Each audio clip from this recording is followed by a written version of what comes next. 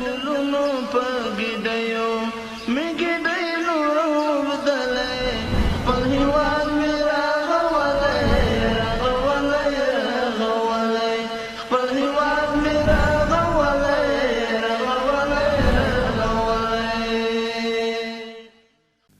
بیننده های تلویزیون ملی افغانستان سلام بر شما. به ادامه برنامه میهن من باز هم من سید آقا حکیمی از ولایت لوگر با تهیه نمودن گزارش ویژه پیرامون فراغت عالمان دین از مدرسه جهادی مرکز لوگر در خدمت شما قرار دارم. امید که تا آخر برنامه با ما باشید. بله بیننده های تلویزیون، همانطوری که علما و ورثه انبیا نیز گفته شده است، به تازگی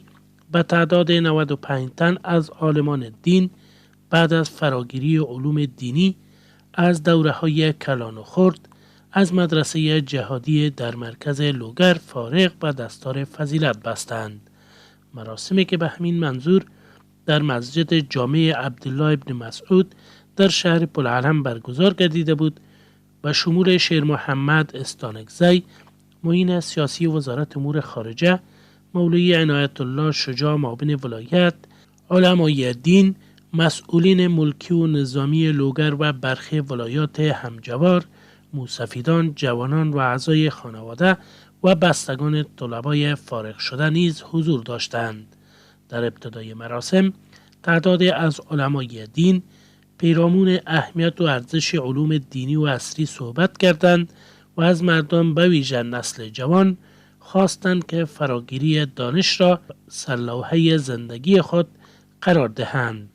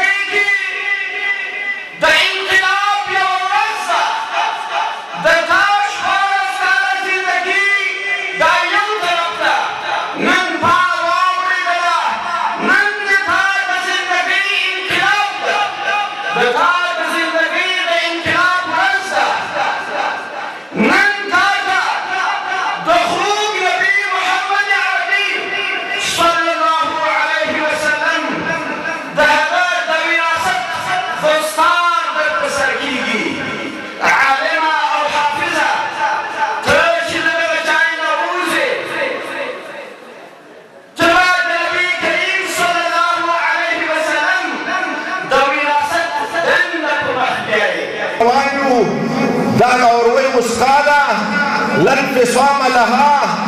او کامیابی دی دنیا هم دراتا او دی آخرت هم دا دویم خبر کوری مومنان طالبان تاسو اوس د استادانو لخوانه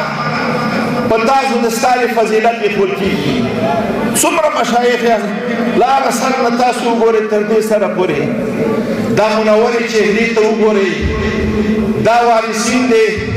انبیاو ته تاسو وګورئ، د تاسو همزولي په کلي کې شته، د تاسو همزولي په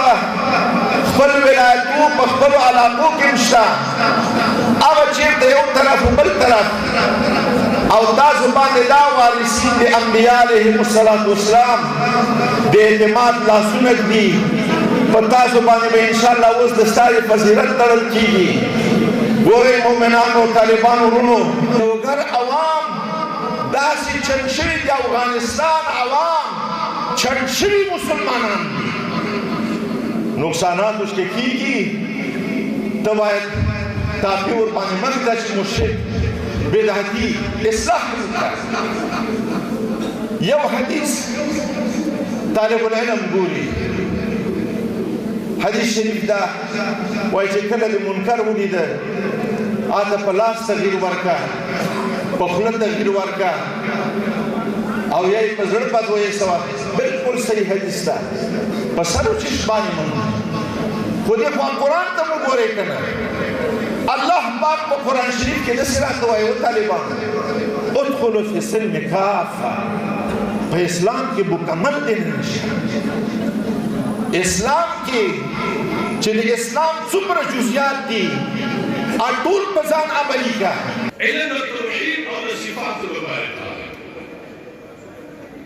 اول چې د انسان تربیت انا چې کله علم التوحید پکې کامل شي الله معبود برحق وفرض الله د معبودیت شان وفرض علم التوحید دوهم دې سره لازم چې تربیت د انسان باندې راځي هغه علم د صفاتو د بارے تعالی علم د صفاتو په شریعت کې لیکوي د الله صفات رضا رضا سوکوتی الله جل جلاله کوئی اسباب موت و حیات تفویض به الله یا الله صفات السميع والبصير الله بدأش عن تفويض ذنبي تدعز السوايد الله أولي الله كذا عقيدة مصدوقة شوية بشعبتي زمان هلا خبر الله جل جلاله أولي كتبنا أولي كتبنا أولي عشان كذا زمان العقيدة جولجي أو مصدوقة زي كوميسي أو زمان سلوك بعقيدة بيجي الله بصير ده ما ريبي شد وهم سوبرا أصير شيء لقى خبركم رب العالمين أولي سپس شیر محمد عباس ستانکزی معین سیاسی وزارت امور خارجه ضمن تبریکی به علمای فارغ شده گفت که پس از دوره آموزش اکنون به خدمت عملی می پردازید. ستانکزی دستار فضیلت را دستار مسئولیت به علما یاد کرد. هغه مرحله چې طلب العلم فریضه علی کل مسلم هغه دوره تاسو بشپړه تاسو نن علم بشپړ کې علم واخیست لخپل استادانو نن نورسته تاسو عملی کار په جامعه کې شروع کی نن به تاسو عملاً د جامعې ته وردانګئ او په دې جامعه کې به د خلکو خدمت ته وځئ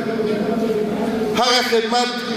هغه ملت ته به کوي چې هغه 40 کاله په جنگ کې قسم مشکلاتونه تیر کړي بیا هم د علماء کرام چې الله پاک دې دوی همیشه ژوندي لري او خدای دې د افغانستان له ټاټوبې نه د علماء کرامو سیوری نه ورکوي لکه بل جهاد کې چې فتوا د جهاد ورکړه یو ځل بیا راجکسل او د جهاد فتوا یې ورکړه او د دوی د فتوا په مطابق باندې مجاهدین راجکسل جهاد شروع کړ دغه شک نشته چې په دې جهاد کې طلباء کرامو ډېره قرباني ورکړه خو دا یو شی باید له نظر ونه باسو چې دا جهاد نه تنها طلباء کرامو بلکې د افغانستان ټول ملت ورکړه د دې ملک هر فرد که هغه ملا دی که عالم دی که طالب دی که بزګر دی که انجینر دی که معلم دی ټول قرباني ورکړه په دې شلو کلو کې هر چا په خپل وس او خپل اندازه باندې جهاد وکړ چا د سر جهاد وکړ چا د مال جهاد وکړ حتی په کورو کې سپین سر او ښځو چې نور به الله سره نه کېده مجاهدینو ته به دعا کوله ډوډۍ به یې ورکوله جای به یې ورکوه هغه سخت شیبې چې چاپې به د شپې لګېدلې مجاهدینو به د مځکې په سر جای نه درلودل خو داسې قهرمانان وو زمونږ د ملت خلک زمونږ د وطن خلک زمونږ عوام دومره علاقه یې له دوی سره درلودله چې د شپې به یې د خپلو کور منځ کې د مجاهدینو ته ځای ورکوو تر څو چې دوی محفوظ وساتي او که به چاپه لګېدی او بمبارډ کېده ټول کور به ورسره تلف کېده. نمونه د مثال د دې په هر ولایت کې په لسګونو نه بلکې په سلګونو باندې. عباس ستانکزی از فداکاری و جانفشانی های مردم لوگر در 20 سال اخیر جهاد قدردانی کرد. افزود که همه باشندگان این ولایت در کنار مجاهدین همانند برادر در برابر اشغالگران جنگیده اند و قربانی های زیاد را متقبل شدند. ستانکزی افغانستان را کشور آزاد، مستقل و اسلامی یاد نمود. افزود این آزادی با ریختاندن خون هزاران شهید و معلول به وجود آمده است. خصوصا زمون د لوګر ولایت هغه یو ولایت دی چې ټول عمر کې د جهاد باب او دروازه او مرکز دلته به د مجاهدینو مرکزونو، دلته د مجاهدینو سنگرونو، دلته د علماء کرامو مرکزونو، دلته غټې غټې مدرسې، غټ شيوخ او علماء کرام تیر شوي. تفصیل د نظم دا ټول مشهور دی او ټول دنیا ته په ساده د افغانستان ټول ته معلومه ده. مونږ افتخار کوو چې په دغه یو منطقې او په دغه یو ولایت پورې مربوط یو چې هغه د علم او د جهاد مرکز او سنگر. الله پاک دې د لوګر خلکو ته بیا هم توفیق ورکړي چې همیشه د خپل ملک، د خپل ملت او د خپل نوامیس او مقدساتو په مقابل کې همداسې قربانۍ ورکړي لکه په تیرو 40 کالو کې چې ورکړي. او الله پاک د زموږ ستاسو د ټولو هغو شهیدانو شهادت قبول کړي چې په دې 40 کالو کې شهادت ورکړی. او الله پاک د هغو کونډو یتیمانو ته د زړه صبر ورکړي. او الله پاک دې رحم ورباندې وکړي کوم چې له دوی نه باقي پاتې دي. زمونږ سلفو قربانۍ ورکړه، د ځان، د تن، د وینو، د مال، د سر په قیمت باندې موږ د افغانستان آزاد کړو. نن موږ د لوګر په مرکز په عالم کې په داسې حال کې داسې غونډه کوو چې افغانستان لله الحمد آزاد دی. نور په افغانستان کې اشغالګر نشته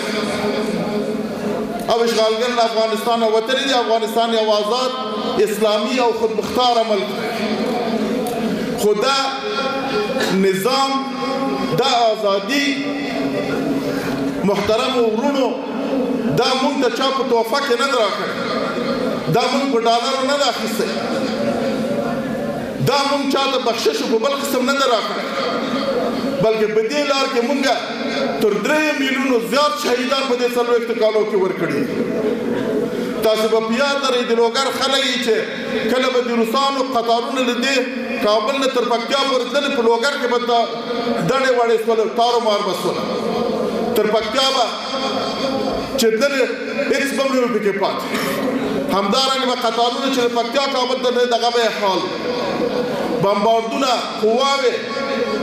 زحمتونه، تکلیفونه ټول د خلکو تیر کړل.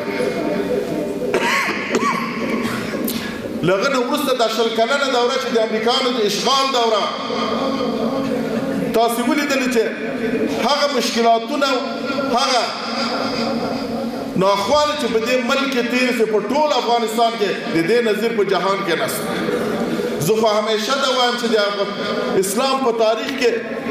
هر قوم، هر چا قربانۍ ورکړي، خو کومه قربانۍ چې په دې 20 کالو، 13 کالو کې د افغانستان ملت او مجاهدینو ورکړه، دا بې سارې قربانۍ وه. د دې نظیر په تاریخ کې نه لیدل کیږي. از سوی هم مولوی عنایت الله شجاع معاون ولایت لوگر در جریان سخنانش علما را ورثه انبیا خواند و موجودیت آنان را برای اصلاح جامعه نهایت مهم یاد کرد. د جامعه د اصلاح په خاطر، د انسانانو د اصلاح په خاطر هغه څوک دي؟ هغه علما دي. ځکه چې وارثین دي، انبیاء دي په ځکه. نو تاسو ته وایم طالبانو یو ډېر لوی بار، یو ډېر لوی مسؤلیت د دې پګړۍ د تړون نه وروسته تاسو غاړو ته درولي چې تاسو جامعې ته د هغه څه په باره کې چې الله تعالی مسؤل ګڼلی څنګه خدمت وکړي په کومې طریقې سره یې وکړي هغه وخت چې تاسو د طالبۍ په دوران کې وئ تاسو الله تعالی دومره مبارک خلک ګرځولي وئ چې د تاسو د قدمو لاندې به د ملایکو مبارکو وزرونه دا به د تاسو قدمو ته فرش وو او تاسو په هغې باندې مزل کوئ د هغې نه وروسته چې اوس تاسو جامعې ته رامخکې شوئ یو ډېر غټ مسؤلیت په غاړه کې هغه څه چې موږ تاسو د شپې او د ورځې الله تعالی ته ژړل فریادونه هم کول او مبارکې وینې د هغه چا چې توی شوې توی یې کړې د دغسې یو نظام دپاره د دغسې یو امن نظام دپاره چې په هغې کې هر څوک خپل مسؤلیت په ښې طریقې سره اجرا کړي نو اوس وخت را رسېدلی دی د دې نه وروسته تاسو ته دغه مسؤلیت دی چې په خپل کور و کلي کې چې څومره خلک دي عوام دي لکه شیخ صاحبانو مبارکانو مهرباني وکړه چې د عوامو خپل حق ادا کړی دی که د جهاد په بخش کې دی که د علم په بخش کې دی که د مجاهد د ساتلو مجاهدینو ته ډوډۍ ورکول مجاهدینو ته شپه ورکول په سخت وخت کې پټ ساتل دا شیخ صاحبانو وویل اوس د دې عوامو په تاسو حق دی چې تاسو د دوی حق په دې طریقې سره ادا کړئ الله تعالی د تاسو ټولو ته توفیق درکړي او تاسو ته الله تعالی دغسې یوه خزانه په لاس درکړه چې که چیرې که په دې خزانه تاسو واقعي عمل وکړئ هر هغه څوک چې حافظ و عالم دی هغه وفات شي دنیا زندګي خو دومره اهمیت نه لري د آخرت زندګي ډېره مهمه ده په قبر کې کېښودل شي نو بیا به د دې قبر ټولې تیارې الله تعالی دته د دې قرآن په برکت رڼا کوي حتی د دې قرآن نه به یو ډېر ښایسته ځوان جوړ شي حتی نکیر و منکر به سوال جواب ته نه پرېږدي عالم و حافظ ته همچنان شاعران و ترانه‌خوانان پارچه های ترتیب شده شعریشان را که در وصف وطن و وحشت اشغالگران نوشته بودند به خوانش گرفتند. نړۍ ماته اوس لوېدلې په سیالۍ کې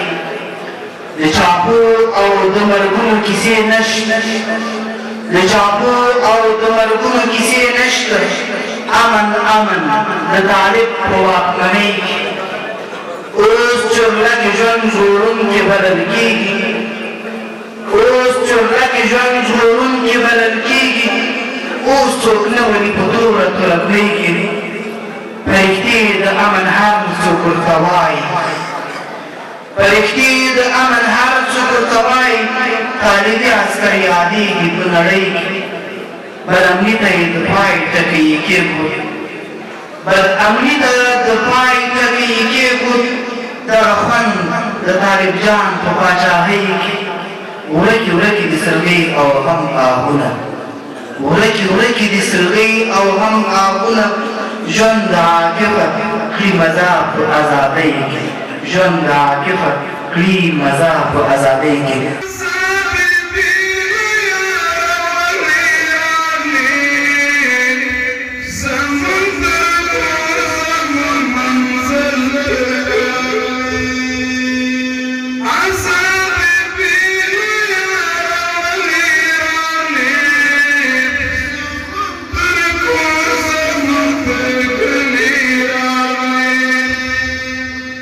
The shine